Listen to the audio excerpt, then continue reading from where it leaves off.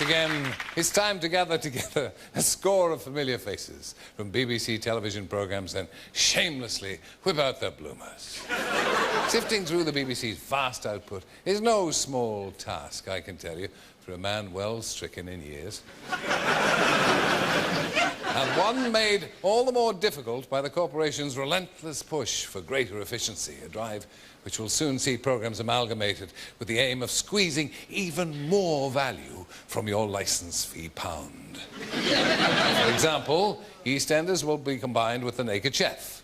A move which will not only send ratings for TV's top soap even higher, but save a fortune on the costume budget. On Saturday nights, The Waiting Game is to be crossed with that fine drama Casualty, giving viewers an accident that's waiting to happen. Finally, Esther Ranson will be forsaking her BBC Two talk show to lead yet another spin-off from Star Trek called That's Life, but Not As We Know It, Jim. Now, that may be an unlikely prospect, but heed the voice of battle-scarred BBC experience. Life here's full of surprises.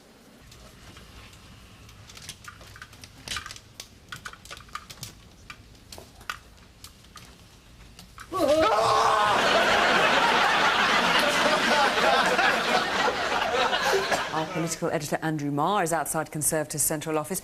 Andrew, how new, how radical is this vision that Portillo's offering for the Conservatives? Well, in policy terms, we simply don't know, Fiona. We haven't seen the details yet. And you can't see me, perhaps, quite so clearly. We heard the thoughts of the England manager. A little earlier this week, I met up with Sven-Göran Eriksson.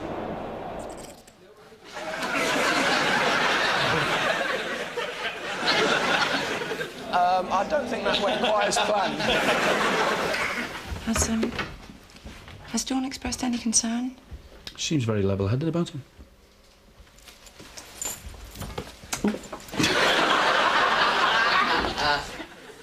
What is it with you two, eh? Does her old man know you're sniffing around all the time? You want to watch your mouth, boy. Billy! Truth hurts, doesn't it, mate? You can't get away with that. Watch me. Look, just leave me alone, will ya? I came over here to get a bit of peace, and you're just making it worse. I'm sorry, I can't.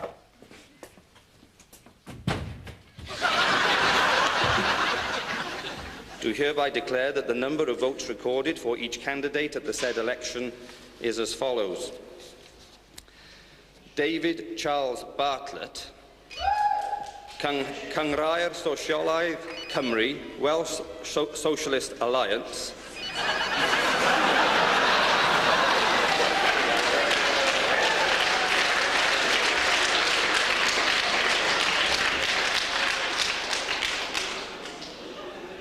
You're supposed to ring them with the result, not them, you. Green or red, will you all please vote now? Up they go. Oh, now look at that. Close. Very, very close indeed, but there appears to be one or two more green pepper! Oh, God, I've done it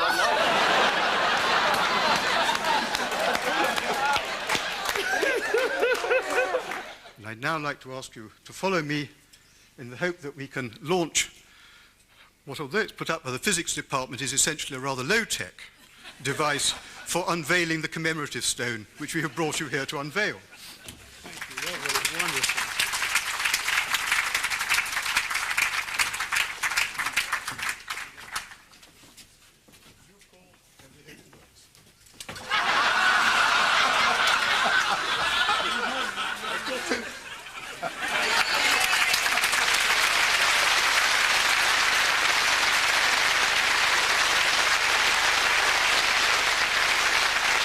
Confronted with shocks like that, and worse, speaking personally, I was cut to the quick when I started presenting points of view and discovered I had to write all the letters myself.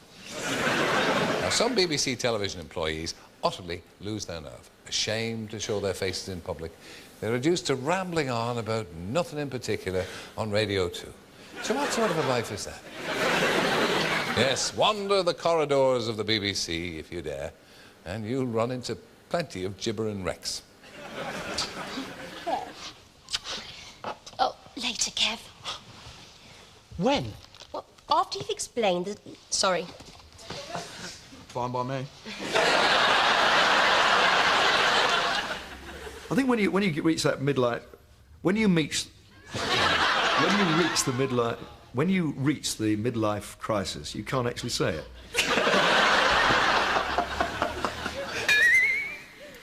When you reach the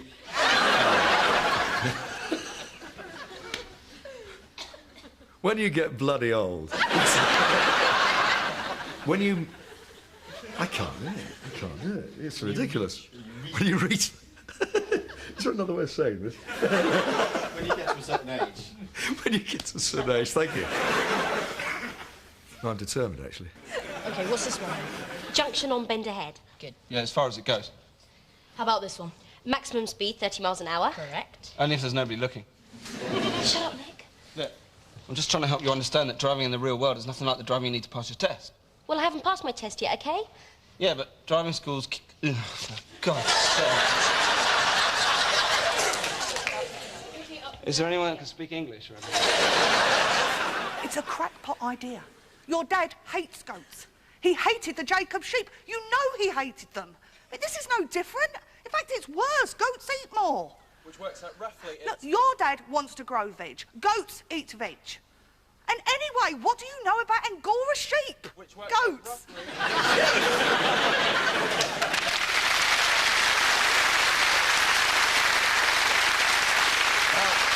I'm not overlooking the importance of toadying up to senior management. It obviously hasn't done the voice of the balls anyhow. But perhaps the most fundamental skill which any BBC presenter must possess is the ability to deliver a piece to camera.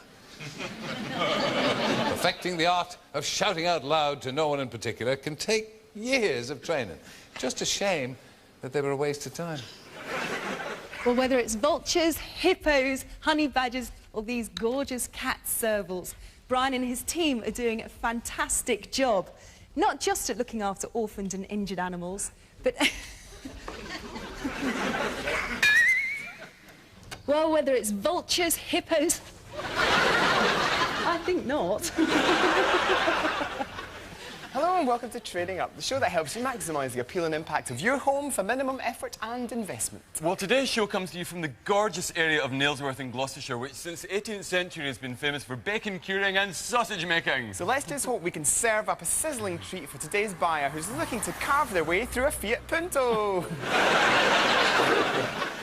But you say this is all very well if you're in London, but will the same sort of thing work in the north? You'd better believe it. And whose is that bloody telephone? Hello. This is Offa's Dyke. Behind me is England. In front of me, Wales. This huge earth... Oh,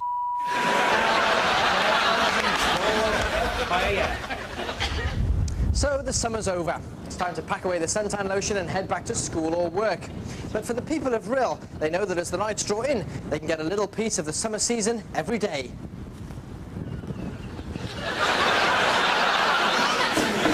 Finding out this boat is a little bit different to the one he's used to, and it isn't exactly plain sailing.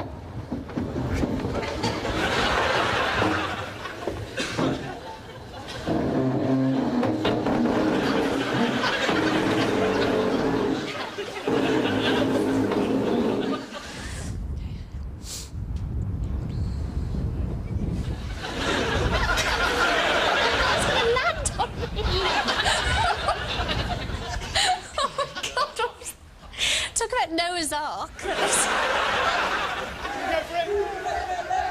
It's 17 years since Liverpool last won a European trophy, and these fans are determined to celebrate. Are you still getting this? Right, okay.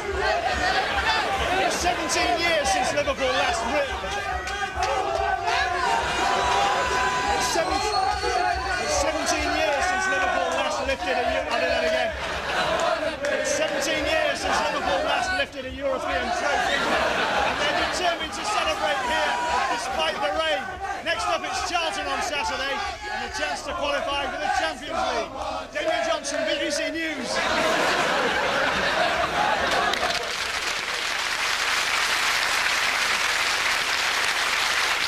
Now, you may not be thinking this just at the moment, but it's lucky I'm here at all, you know. A few weeks ago, I embarked on an epic fundraising effort for children in need, attempting to travel from John O'Groats to Land's End on a space hopper. Sadly, my heroic effort had to be abandoned. I sustained a serious injury, just below the Trossachs. Should have expected it. Working here is a constant hazard to life and limb, though I suppose you could say the threat of danger does spice up your life. There's a lot of dancing in your video. Now, the video is kind of like a cross between Flashdance and Kids from Fame. Yeah. Were you big fans of both of those in the 80s? Kind of. Fame more than anything, because in the TV series, you know, I really like Leroy and... Did you watch on a Thursday night after Top of the Pops? Yeah, I did. And the other thing, I always remember me kind of, when the music came on, me and my sister would kind of do a half blitz. Like you have to leave that in. You can have your holiday right here. Come on over. Whoa, I'm going to a desert island. Diddle, diddle, diddle. Hey! Oh, this is the...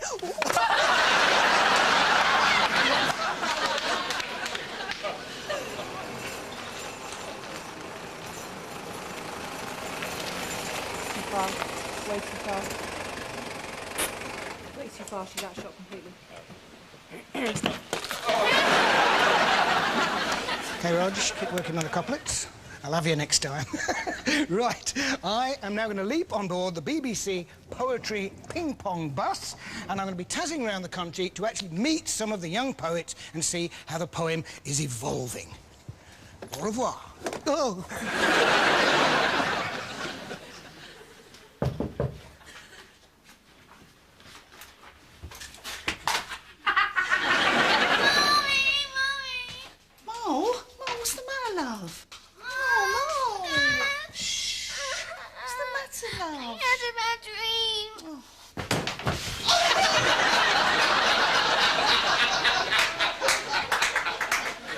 Everything you see on Doctor Who is pure fantasy. Riley, look at stop it.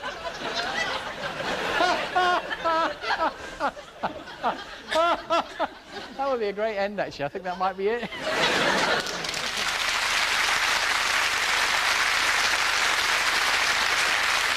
Now, recently, I've been troubled by vague memories of something distinctly unpleasant, even painful. I think it's probably my appearance on Top of the Pops. How I wish I could do what so many BBC colleagues manage without even trying, and forget. It was great to be the son of the man who'd been holding the other end of the ladder when that bloke set foot on the moon. Yes, well, maybe she's right. Maybe I am just a stray dollop of candy floss being... God, You proposed we're in the ring. Yeah. Actually, the ring's the other thing I was going to talk to you about, because not for you, an ordinary gold or silver ring. What was it you did? Tattoos. I'll start that one again. Anyway, I put her on a diet, and we solved the problem. So as far as you're concerned, she's got no problems with food? I don't get you. Well, it's just that... Oh.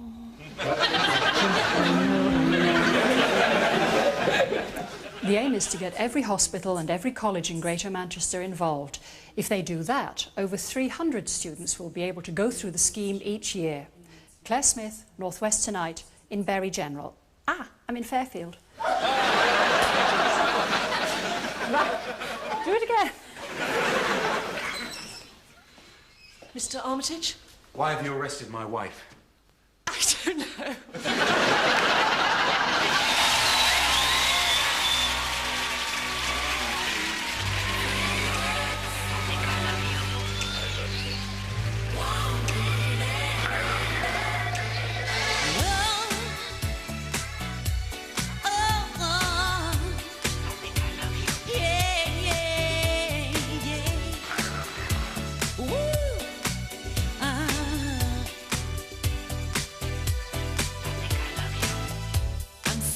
forgotten the words.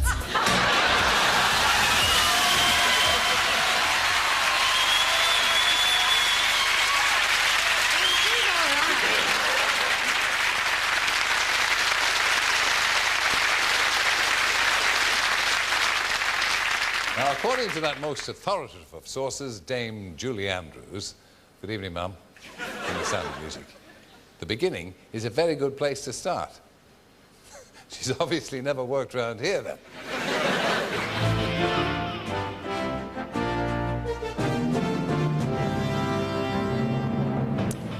Good evening. If the autocue was working, I could now read you something. But as it isn't, I can't.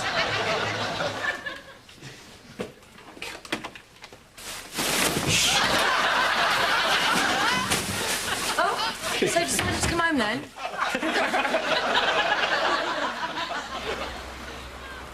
As I said earlier, Brownsea Island is... Are you all right? Are you? Brownsea Island is famous for its presenters who attack guests.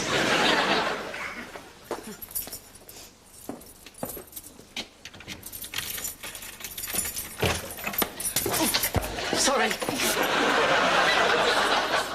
And you like a bit of sport as well, don't you? Do I? Yes, you do. It says here that you... Tell us about the Grand Prix situation. I won't even do that, because it's the wrong contestant. Exactly.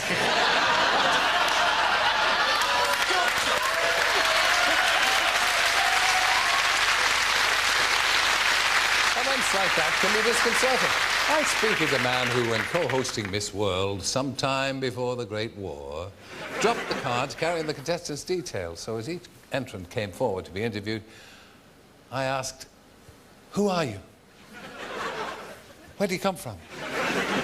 Didn't get out of there quick enough. But of course, here at the old deserted donut, making your getaway before the audience, is it trauma in itself? Do it, drive! Lively!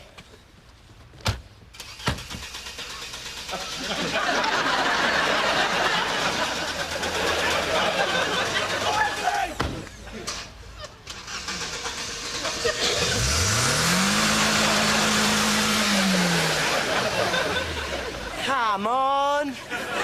Yeah, about time and all.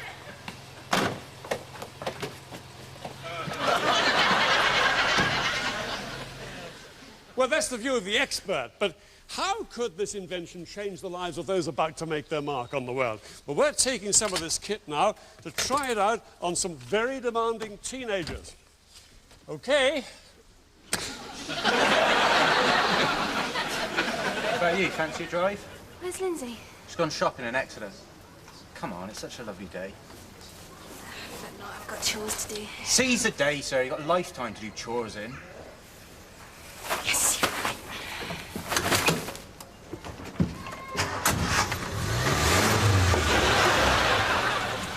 No, I'm not married. I was. Oh. Just put in here.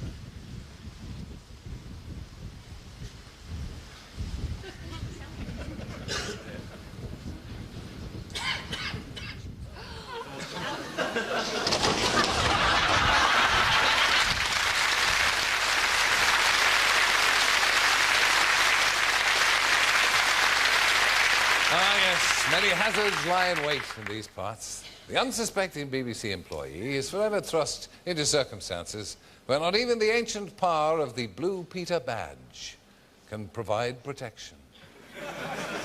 And at first, everything went well. Wolfgang gave concerts and took on rich pupils. People paid him to write music for them, and it was...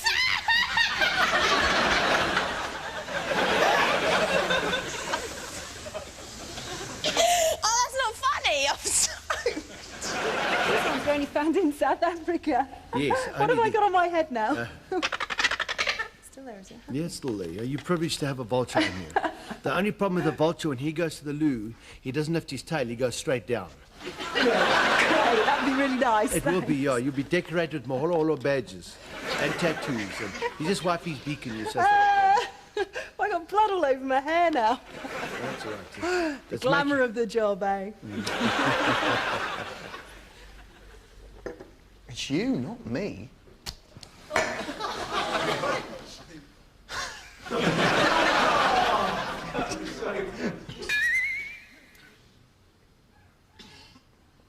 It's you, not me. Like history, we've all had a first date.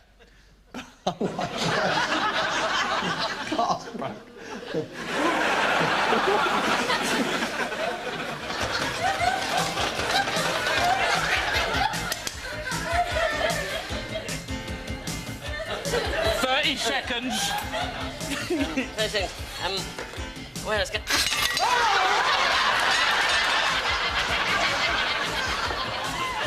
Oh, you forgot. There you go. I forgot that was out the oven, wasn't it? Oh, dear me.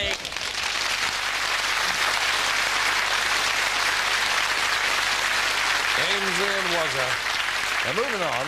Not easy, I know, but think of the alternatives. The stress under which they work inevitably means there are times BBC performers stop making sense. And no one is immune. Even the proprietor of the nation's most famous fish bar has really had his chips. Well, we haven't really discussed what sort of a wedding we're going to have. I just sort of presumed you know what their finances are like. Well, I would like to be consulted. Sorry. Proper catered reception would be nice. Yeah, nice costs money, doesn't it? But Laura, I'd love a big bit. Big what? Sarah, if your other half was a Bond villain, you know, in the James Bond movies, who would he be? Odd job, because he's very handy around the house. Oh, and didn't he have an assistant called Knick Knack? Did he? Yeah, I think so. That can be Always you. I like to have my knickknacks around me.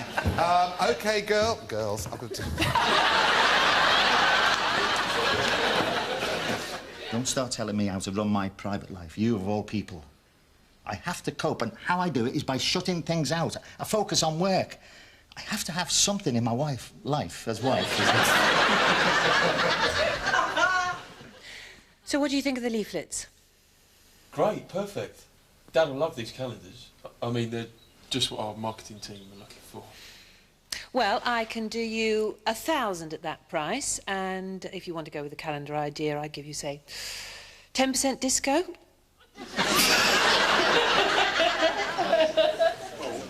offered me the job. Oh, excellent. Congratulations, mate. I knew you could do it. Money's 5 times as much as I earn on the farm. Oh, thank God for that. Now we can get you some new gear. What's wrong with this? Nah, minging. Is it? Yeah. Don't worry, though. A few weeks with me, and we'll get you kitted out. Get you some wheels, a nice set of houses. Can I go again? Cheese? He's made a lot of money in cheese, Mr. Randall. So he's a big cheese, then? Way to go, Jeff. What type of cheese?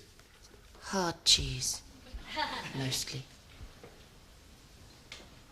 Cheese so strong it burns your face right out of your mouth. Or your mouth right out of your face. John Joseph James Millen, Scottish National Party, 4,424. Stuart Roy Randall, Scottish Conservative and Unionist Party, £2,838. And I hereby declare... Apologies. I'll take a check. My apologies for that. Perhaps Livy and Celia's affair could be sort of nipped in the bud. No, too late. They've already been seen snogging in boots and wellies.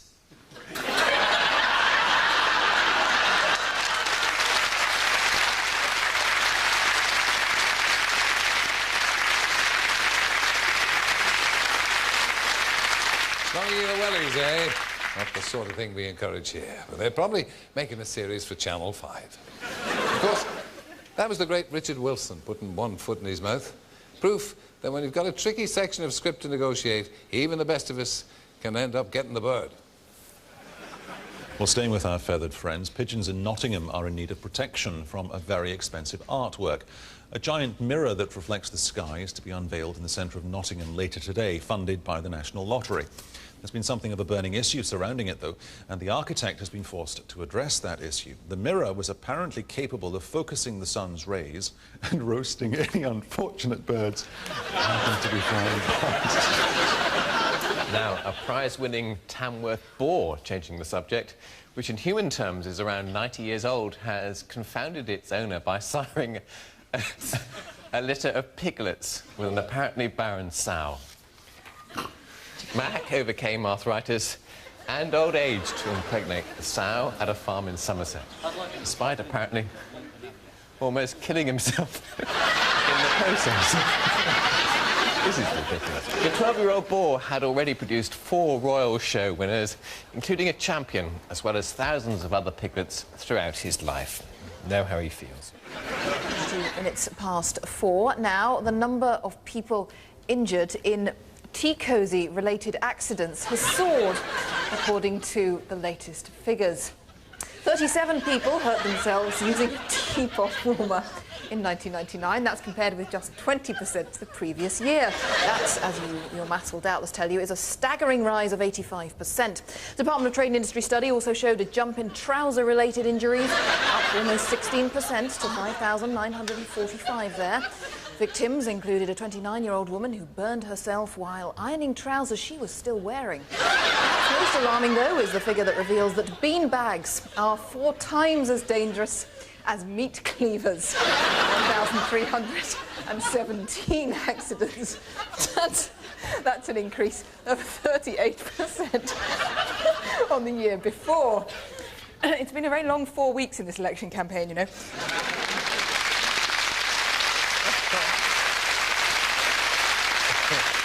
Jane Hill there with that report on domestic accidents, demonstrating what a caring, sympathetic bunch of guys and gals we are here at the BBC. I mean, you've seen Anne Robinson at work, haven't you? So until we next twang our bloomers together, bye-bye.